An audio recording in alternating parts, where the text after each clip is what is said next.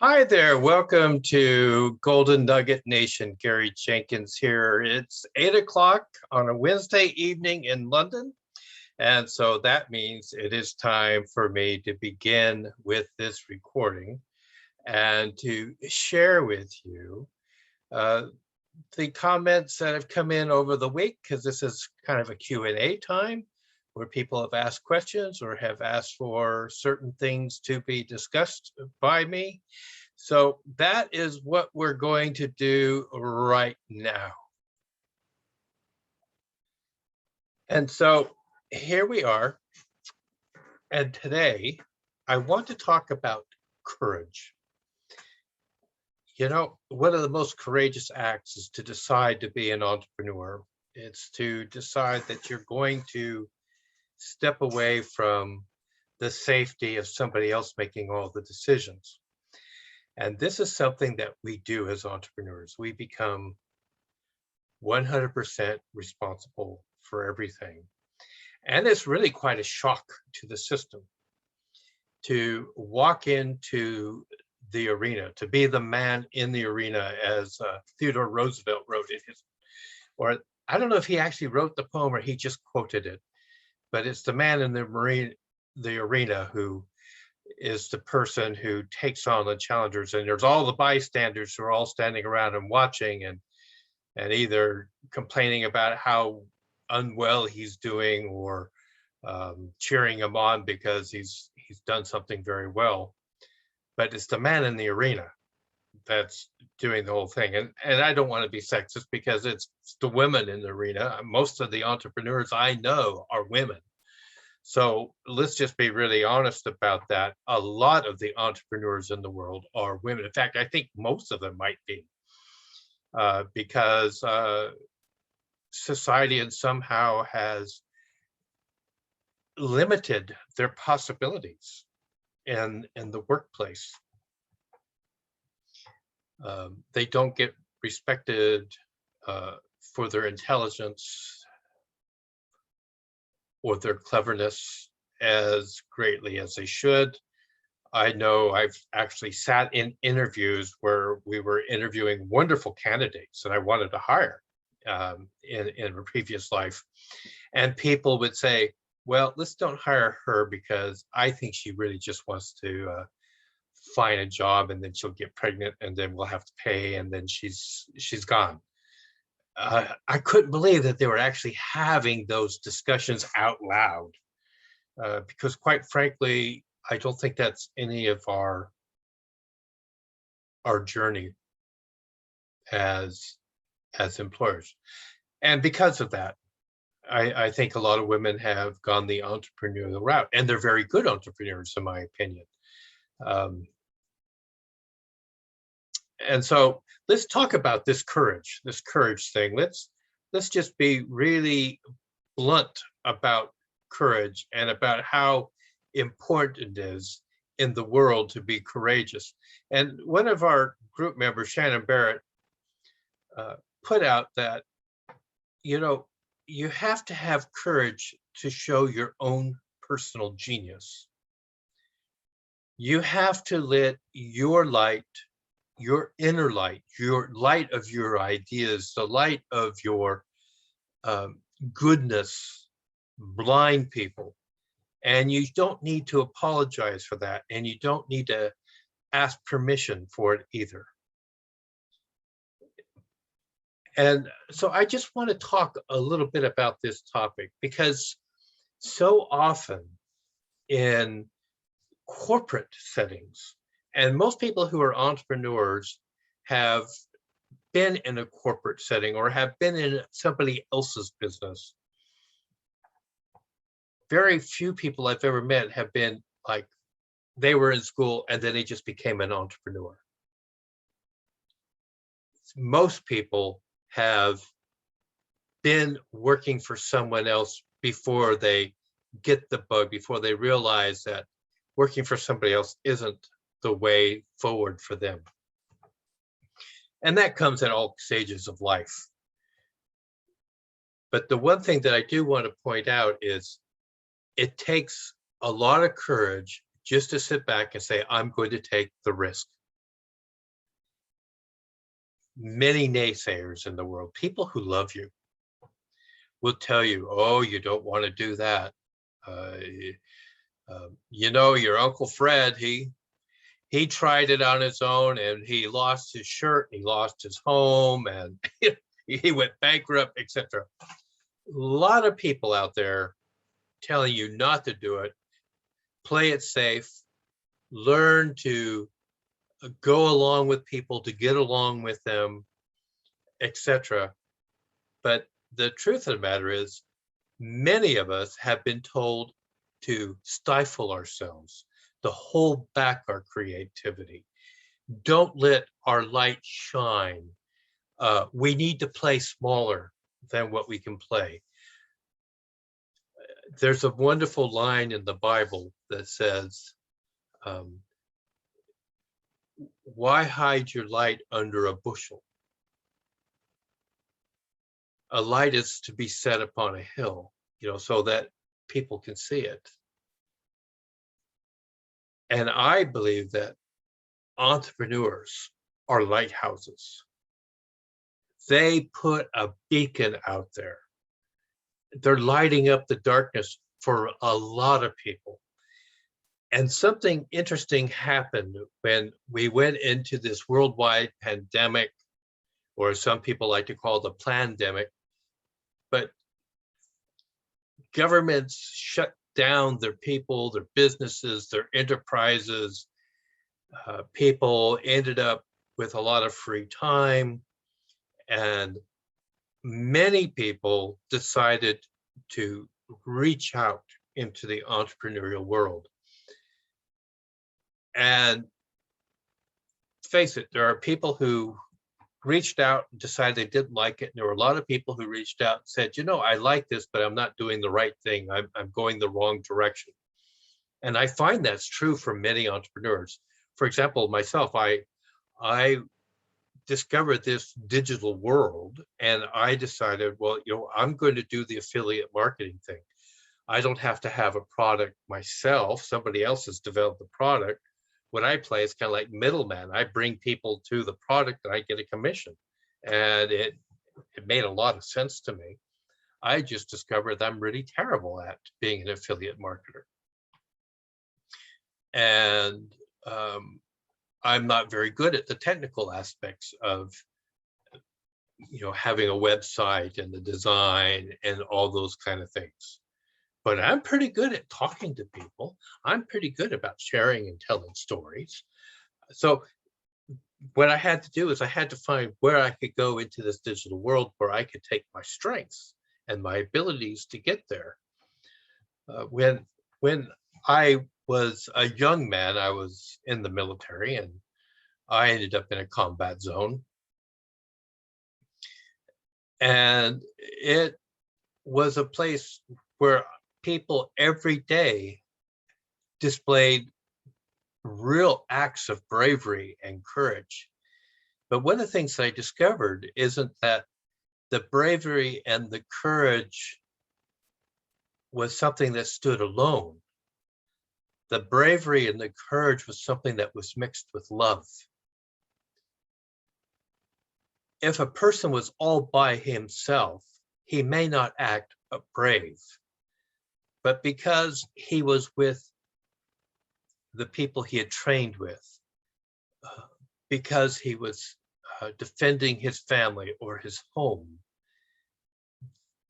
people that they cared about, then the courage, the bravery was there.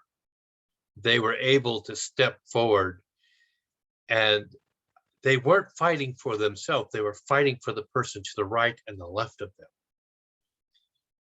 I know we all talk about the mama bear, don't mess with the cubs, because the mama bear will come after you.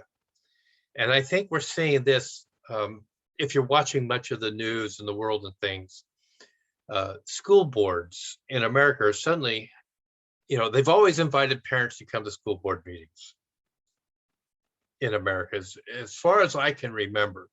We're having a school board meeting, please have your parents, notified so they can come and attend and see what the school board's doing. Well, recently school boards are being flooded by parents coming in, and they're just not having the things that the school boards are wanting to do, whether it's small children have to wear a mask all the time. They have something that they call critical race theory that people aren't having, because it seems to be telling certain classes of children that they are overprivileged and that they're keeping other people down, and that the people who are of a different class, that they are being put down. Um, it seems to be more for dividing, and parents are coming in and saying they're just not having it. They're not willing to have this. They're not, and the school boards are all seemingly going into shock. Now, some school boards have actually collapsed. People have resigned and new people have stepped forward, and the schools, those school districts seem to be moving in the direction that the majority of those who live there want to see the school moving. Other people have gone to like government agencies and saying, we need protection because, we got, nobody is threatening anybody, but we've got people who have really strong opinions and we're not really prepared to deal with the opinions. And so we want them to be classified as terrorists. Well, that's a whole political argument that's going on in North America. But you see, it's the mama bear syndrome. Because she loves her children, she will stand up and protect them, and she will fight for them. And this is what is happening in that part of the world. Now, on the other aspect and the other extreme of what I want to talk about is, as a person who is an entrepreneur in themselves and has been working, so to speak, in the realm of possibilities, we oftentimes find that the courage to get out beyond our comfort zone is really difficult. This last week, I was challenged in a group that I attend to do something that I found really hard to do. And let me tell you what the hardest thing for me to do is. Excuse me, I've got to grab something. A phone. It is the hardest thing for me to make phone calls. I just struggle making calls to people I don't know, talking about things, about what I can do for them, what services I might be able to provide. Now, I don't have a problem talking to them and listening to them. I just have a problem picking up the phone and actually dialing the numbers. This little phone that probably weighs 500 grams weighs 2 tons when I have to make a phone call to a business or to talk to somebody about business. It is just so difficult. I actually have to write out on a piece of paper who I'm going to ask for, what their position is, who I am, why I want to speak to them, when I talk to them, the points I want to ask them, and then I've already positioned some possible responses based upon what they come back with. Even I'll put there, I really appreciate your time. I need some time to think a little bit. I'd like to come back to you and see if I have some solutions for you. I even have that written down. But doing it is an act of courage for me, because it's something that I can't control. I can't control people's responses or their outcomes or what they might say. Now, they can call me all kinds of things and it doesn't faze me. I've been called tons of things in my life. And I think one of the advantages of getting older is you come to a point when you really don't care what other people think. You really don't care what other people say. If you know what you have a vision of doing, and you have a huge want, and your why is massive and powerful and strong, it really doesn't matter what the rest of the world is saying. I like to think about like Thomas Edison. Thomas Edison he was a prolific inventor in America. He was very much a kind of a technical fabricator of a lot of ideas, not always the best, but a lot of great ideas. And one of his things was the electrical light bulb. That's what everybody knows him for, the electric light bulb. And Thomas Edison is claimed to have said that he had tried 10,000 different things in order to make a light bulb. And when he was asked about that, he said, yeah, he says, I know 10,000 ways not to make one. He knew in his mind he was going to make it. Now, he had already made a voice recording device that was successfully being sold around the world at the time. It was a mechanical device. It didn't require electricity. And he had other instruments and things that he had created, but his big thing was he was going to make this electric light. He wanted to light the world with electricity. He just didn't have a light bulb, but he knew that at some point he would find the right combination and the light bulb would be history. And it didn't matter if people laughed at him and told him it was his folly or whatever else. Thomas Edison knew he was going to achieve it. Now, when he did achieve it, what he created was an electrical system based on direct current. And a little guy named Nikola Tesla, who had an accent, I think he came from Slovenia or Serbia. He showed up in America, and he wanted to work for Thomas Edison. And the first thing he said was, no, you need to go to direct current. You don't have to build so many machines to make direct current. You can carry a greater amount of electricity further distances. It's a lot safer than having the direct current. You just need to have this alternating current. We're going to make it happen. And there became a battle between Thomas Edison, who had all the money, and you had Nikola Tesla, who was sitting there saying, I can do this, and I'm going to prove it. And he did. And there was actually a battle between the two. And the end result was Edison's light bulb, Tesla's alternating current, was the answer. One man died a multimillionaire. The other man died alone in a hotel room that he rented in New York. And shortly after his death, the FBI came in and cleaned out all of his papers. And people are always wondering what did Nikola Tesla actually have? But he basically was pretty much close to a pauper. There was no wealth there, although the wealth was in all of his ideas, and he did many things.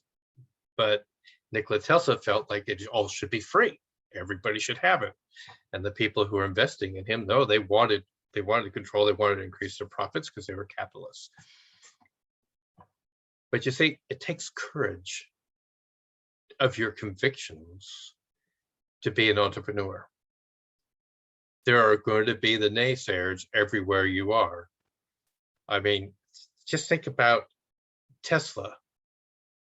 When he first started coming out with the Tesla car, when Elon Musk was coming out with the Tesla cars, the media could not wait for the next Tesla vehicle to catch fire spontaneously.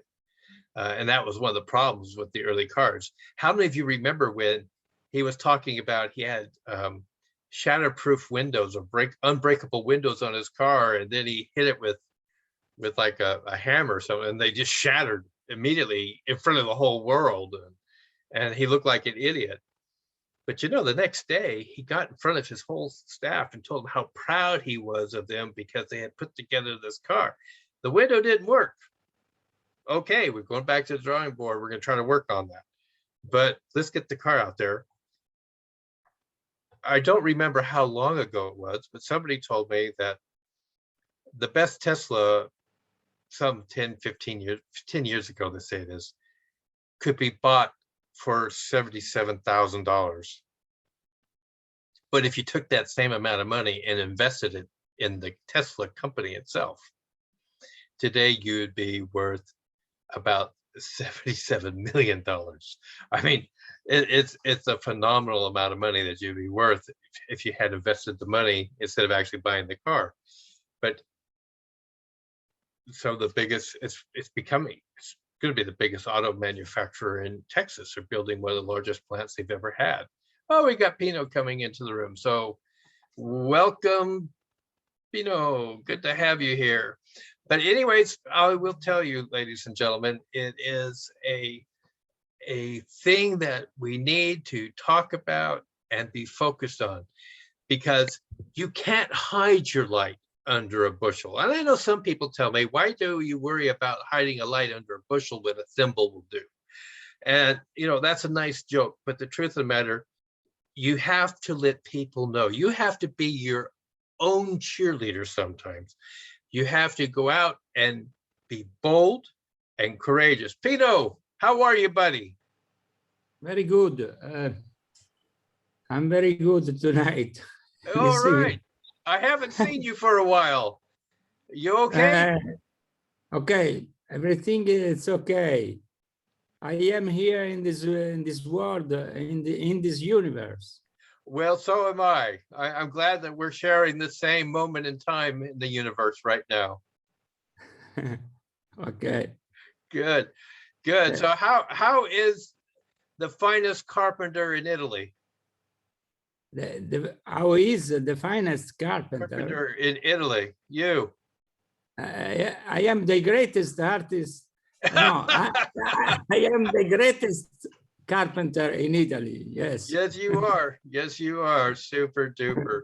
Yeah, wonderful, Pino. Wonderful. Yeah, Pino, we're talking about courage tonight. We're talking about you know, as entrepreneurs, as people who are in business, etc., about the fact you have to have courage to do your work, because there's a lot of people who tell you no. There's a lot of people who, whatever, they try to put you down, but you have to have that vision. You have to have that drive, and you have to keep going, because sometimes you don't win, but other times you do. And it just takes courage to get up. But what helps courage is the fact you love what you do. I imagine as a person who works with wood, there's times when you actually think you're in love with that piece of wood. I mean, this piece of wood is so beautiful, or the finish on it is so amazing. Yeah. You know what I mean? There's that aspect of love that's in it. You see something, you see a beauty. And I think it is with all entrepreneurs. Whether you're dealing with a digital product, you know, you love what that product can do, and you know how it can help somebody else. Or if you are an inventor and you have come up with like a better mousetrap, you actually have a love for that thing you created that you know is better than what's currently out there in the world, and you are driven to make it happen.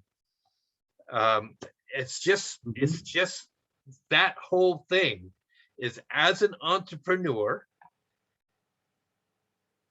it is an act of courage to even wake up one day and say, today I'm an entrepreneur. Yesterday I was an employee, but today I'm the man in charge of my business, and take on all responsibility. You know, I think it's funny when you have politicians, for example. I don't see very many politicians ever very courageous. And when you get like a new set of politicians, the first thing they do is they blame the last set of politicians for the mess they have. And then they never really seem to fix the mess. And when they get voted out and new politicians come in, they blame the last set of politicians for the mess they have. And there's nobody accepting responsibility, although they will say, well, the buck stops here. I'm the one in charge. I'm the one responsible. But the first thing they do is they start blaming the last guy. See, I have this mess because the last guy didn't fix it. And I'm clueless as to how to fix it. But no, they don't tell you that. They say, we'll fix it. We're gonna take more of your money and we're gonna fix this. And the truth of the matter is, it never gets fixed. But they did take more of your money. And then you get tired of them and you vote them out and you vote somebody else in who says, yeah, that last guy, he spent your money all wrong. We're gonna have to tax you more, take more money to get this fixed right. And it's a never-ending cycle. And an entrepreneur does not get away with that. An entrepreneur says, I'm responsible. I'm responsible. Yes. I'm responsible. I make the decision. Yes. Yeah. And if what we made was make, bad, I go out of business. Yeah. Yes. Yeah. Well, 35 years ago, when I make the decision to become a carpenter, I make the great wrong decision in my life. The greatest wrong decision. The greatest wrong. Yeah. Oh, every time that is my life. I am a carpenter, but now I want really to change. Yeah. Because I am tired. I want to change. I want to be an entrepreneur without work so hard, so heavy. Well, I think all entrepreneurs work hard in a different way. Okay. I think creativity is what an entrepreneur is a creator. Yes. And as a carpenter, you're also a creator, but you're kind of like creating something to the demands of somebody else, whether it's a plan, an idea, or whatever. But as an entrepreneur, you are a creator that you are making the demands yourself on what the final product is going to look like that you want to sell. That's my thinking anyways. Yeah. That is your thing. Yeah. But I think really it's a courageous act, because you're basically saying, this is what I have to offer. And you may have people sit there saying, not me, I don't like it. But you might only do that with 10, 15 people around the house. And they don't like it. They want you to be back what you were doing before, being the carpenter. But what they don't know is that there's somebody in Australia who thinks what you want to do is really great and they want to buy it, and what the internet has done and what electronic marketing and everything has allowed us is to talk to these people all around the world instead of the people who live within a few blocks of my house. Because there was a company in India that they used to make these like wicker chairs, rattan, I think is what they call it, where they take pieces like bamboo and they make these different kind of chairs and things out of pieces of bamboo. And they were making 2 chairs a day and selling it on the streets. And then they would go to the guy that loaned them the money and pay him back the loan at the end of the day. They'd go back to him in the morning, borrow more money, because what was left over is what the family ate and slept with, and it paid their bills for like the night. And they were able to save some money from time to time in this process. And eventually they were able to build a 3rd chair without borrowing the money. to build the third chair, and that was all profit. And because they had all profit from the third chair, they were able to build 9 chairs the next day. And eventually it got to the fact that they no longer had to go back to the guy to borrow money anymore.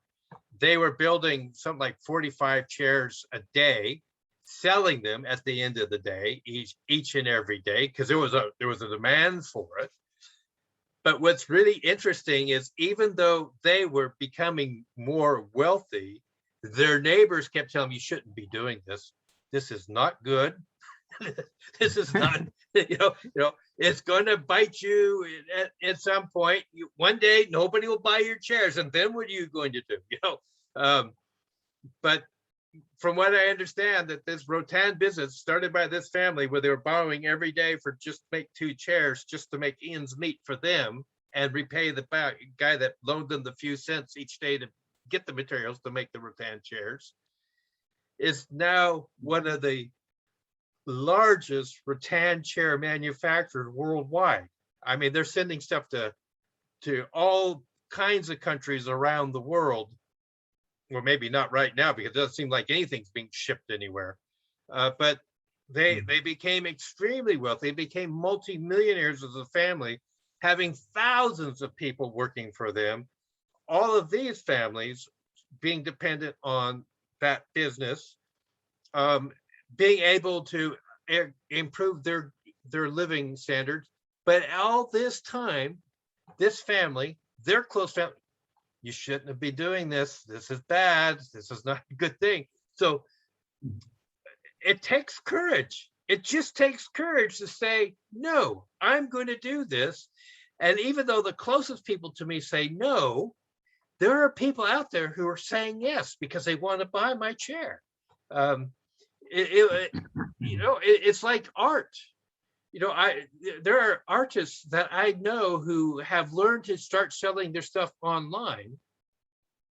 Yes. And there are some artists who have found that people don't want to buy my art online because my art is expensive, because I have some claim to fame and I have stuff hanging in very prominent places around the world.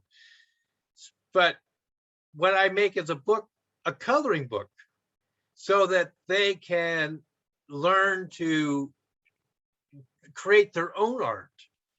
And that becomes a seller for them. It becomes a source of income. It becomes something else. So an entrepreneur is a creator. They're constantly looking, because they may have a great product. Nobody wants to buy it, but just a change. Well, if they're not buying my painting, is it because it's oil? Do I need to change to acrylic? Is it that they like just my drawings, the charcoal drawings? Is that what they want to buy from me? Mm-hmm. Is it that if I just made a book on how to draw what I draw, is that what they want to buy? And that's what an entrepreneur has to figure out. And it takes a lot of courage. It takes a lot of courage to say, what I'm doing isn't working, and I have to really revisit it. But my vision, my dream is, this is the path to go. That is what I'm driven by. I need to keep going. I think all the times of Harlan Sanders. Everybody has eaten at a KFC, at a Kentucky Fried Chicken around the world. At one time, it was the world's biggest franchise. But it all started with a guy who was in retirement. He received his first retirement check, and he knew he couldn't live on it. And he said, well, I have a pretty good chicken recipe. And what I need to do is I need to find somebody who's willing to rent my recipe. And what he wanted was, he wanted 1 penny for each piece of chicken they sold using his recipe.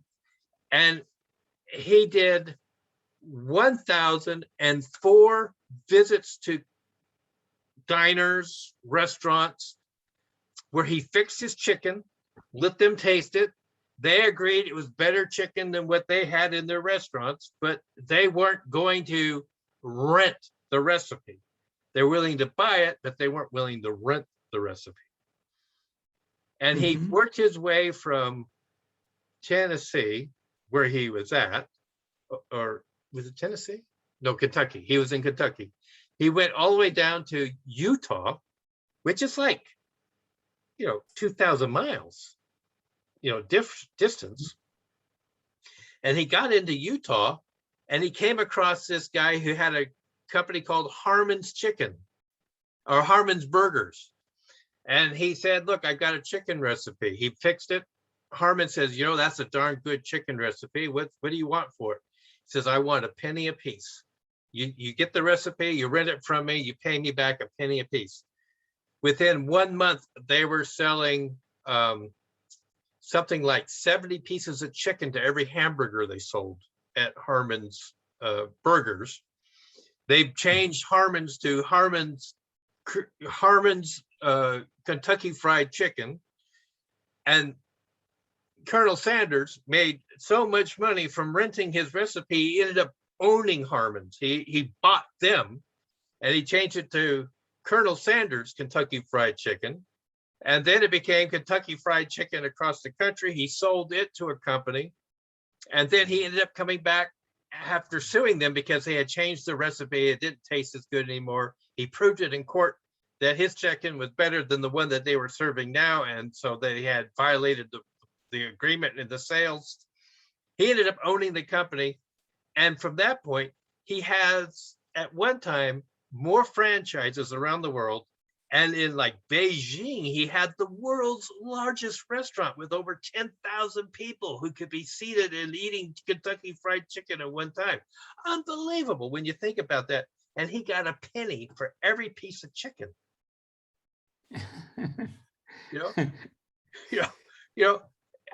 That's an entrepreneur taking a risk, and he believed in it. And he had 1,104 no's before somebody said yes. Yeah. Courage. It just takes courage. Courage. Yes, courage. Entrepreneur have to be courageous. Yes. Yeah, they have to be courageous. You got to be brave. It takes a lot of courage to stand in front of somebody and ask them to buy something that, they could easily say no, and then just keep a good attitude and thank him and move on to the next person. And with full expectation of a yes, and be willing to take a no and move on to the next person. I mean, that takes a lot of courage, because eventually people will start saying yes more than no, because they see the belief in you. People don't buy all the time because of what you have to sell. They buy because of who you are standing in front of them. People will buy from the people they like. They'll buy from people that they know, and they'll buy from people that they trust. And a lot of times they don't know you. They kind of like you, but they absolutely trust you because they can see you're telling the truth and you really believe in what the product is. Yeah. And that all takes bravery and courage. Yeah. Courage. Yeah. I would like to be a courageous man, but it's okay. I want to improve courage.